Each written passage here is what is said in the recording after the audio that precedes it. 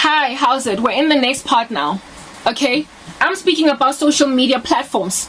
And in the previous part, please go check it out. I'm talking about the censorship movement, right? And how the Lord is going to proliferate the gospel whether or not you want him to, through his disciples. And any social media platform that is not in the business of smothering the words of believers is going to thrive. Do you understand? So if you bless the church, know and understand that so too are you going to be blessed. Think about Israel. God's foreign policy for Israel is very simple. Bless my people and I will bless you. Curse them and I will curse your land. So, since the Lord is the same today, tomorrow, and forever, you must understand that the glory of his gazing lovingly upon a people group for Israel will also necessarily accrue to the church who have embraced his son. So therefore, you can, by implication, also suggest or conclude, that if you bless the church, you too will be blessed. Since the Lord, upon the days of having great favor over Israel, said, if you bless my people, I'll bless you. If you curse them, I'll curse you. So since now, the people who are not his people are now his people, the Gentiles, who have embraced Jesus, we now get the benefits of the Hebrews, in the sense that if you bless us as a Christian, if you give us a glass of water to drink, the Lord is going to bountifully bless you.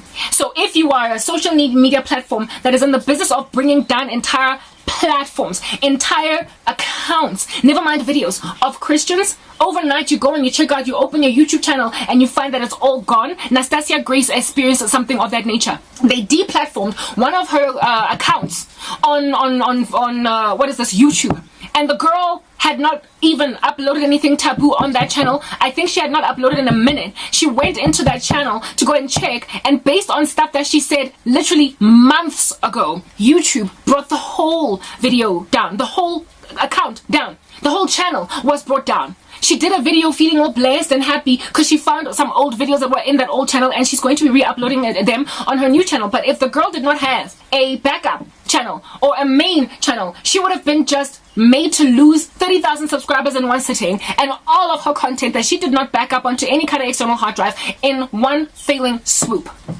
And YouTube did not even give her an explanation or a reason. They just took it away and she could no longer log on anymore. They took the gospel from that audience belonging to that channel overnight, just like that. And YouTube thinks that they can keep doing stuff like this to the most important people on the earth. Frankly, that's what Christians are.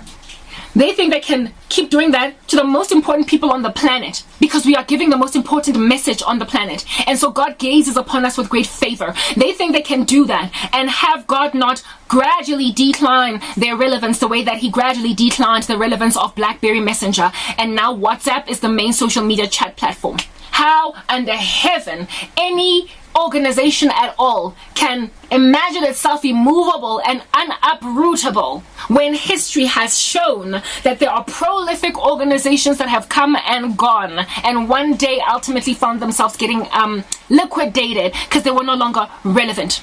And if you are still dealing with a people on the ground that want to be able to say what they want to say, do what they want to do, and still get ahead in so saying what they want to say and do what they want to do, they're going to get fed up like Trevor Noah, that even though you have hired them to speak smack about what is right for years, they're going to get to a time when they're just so exasperated with lying to themselves that they're eventually going to literally have a whole bunch of Freudian slips on television and then end up being made to quit their jobs. When I found out that Trevor Noah was at the Daily Show for 7 years, I was like, my goodness, that number is no coincidence. Literally, that is the number of God's completion. That was the number of time that it would take for a person to finally be like, I can't, and for people to eventually kick them to the curb. He was inducted into a seriously ominous space that caused him to grow fuzzy hairs and another ear.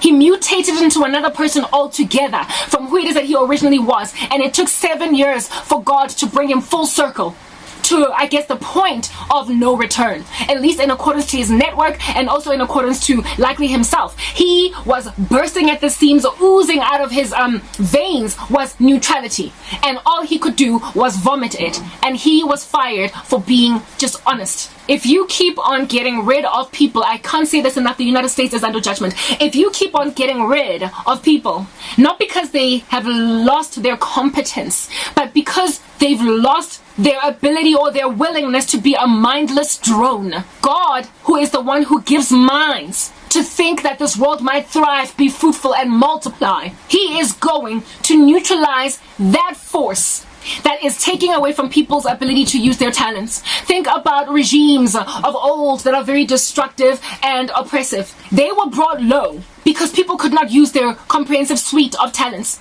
Slavery. Black people could not learn how to read. They could not learn how to write. They could not study at universities. They were people born with brains just like everybody else. And a conglomerate of racist white supremacists were like, I don't care that you've got the ingenuity of Marie Curie, and through radiation, you're going to bring about 5G one day, you don't know it. I don't care if you've got the intelligence of Einstein. I don't care if your mind is larger than that of Stephen Hawking, albeit having been a fool, the guy was smart, we can't take that away from him. I don't care if you have got buxom brains. Bottom line is, you're going to till fields. You're going to plant seeds. And if you complain, I'm going to whip you. I'm also going to hang you, and I'm going to separate you from your kids, so you can't even show that you can even be a good mom and dad. That is what slavery did. It took away from the gifting in mankind, in among a certain people groups, and said you don't get to use it because this is what you're going to do. Now, in the parable of the talents, it is written that if you don't use your gifts and your talents, God is going to bind you hand and foot and throw you into the outer furnace, and in that place be accounted a place with the unbelievers. So if God says if you deliberately sit around on your talent, you are going to be in trouble, what then for people who sit on others' talents and make sure that they can't, even if they wanted to use them? What do you think God is going to do? Hey, it is written in God's word that offenses must come, we get it, but woe to the man through whom those offenses come. So if you are a person that is censoring the gifting of people, you are creating a slave conglomerate that you're telling, this is what you will do, as opposed to that. When you have been naturally sweetened with particular talents that you now cannot use, because in order to eat your bread and to be safe and comfortable, you gotta say something that is not up to you to say, or in your desire set to speak. Y'all need to understand that what the censorship movement is at the present moment is this random, dark, ominous environment that is forcing people to bury their talents in the ground. Your ability to critique, to extrapolate information from an ecosystem and make out of it a sound argument is a talent. And that's what Trevor Noah was able to do with his comedy.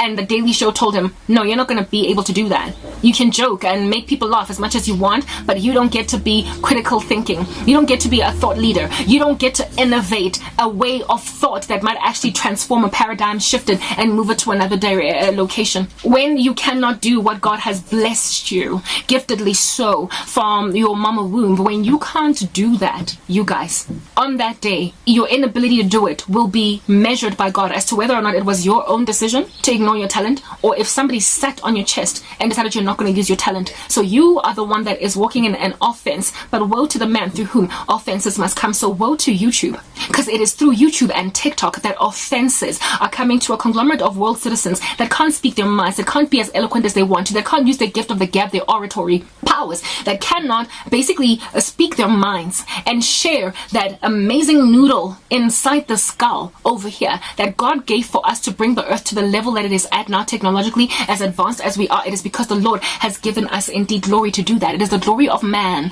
to search out matter, while it is the glory of God to conceal it. So upon then unraveling and searching out and finding out matters, and so therefore sharing them, if somebody's going to stop that and so stop the glory of man, they also then indirectly are an affront to the glory of God. It is the glory of God to conceal a matter, but it is the glory of man to search it out. If you can't search out a matter and share with everybody like a nice little archaeologist what you have found, you on that day are either sinning or have been made to sin by others who are preventing you from walking in your glory.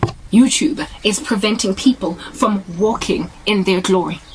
And in so doing, such a thing as that are going to be handled by a God who will fulfill every last letter of his word. The Lord God Almighty is not for crying out loud, you guys. He is not going to allow the most prolific social media platform for video streaming on the earth to smother Christians and get away with it. That's what I'm trying to help you understand. The primary prerogative for mankind's existence on the earth is to worship God and for us to make disciples of all nations. God is gathering for himself a people, and if there is a platform that is largely reaching of the world's population that can indeed get that done, if it starts to thwart the gospel, God is going to move it out the way. Next part.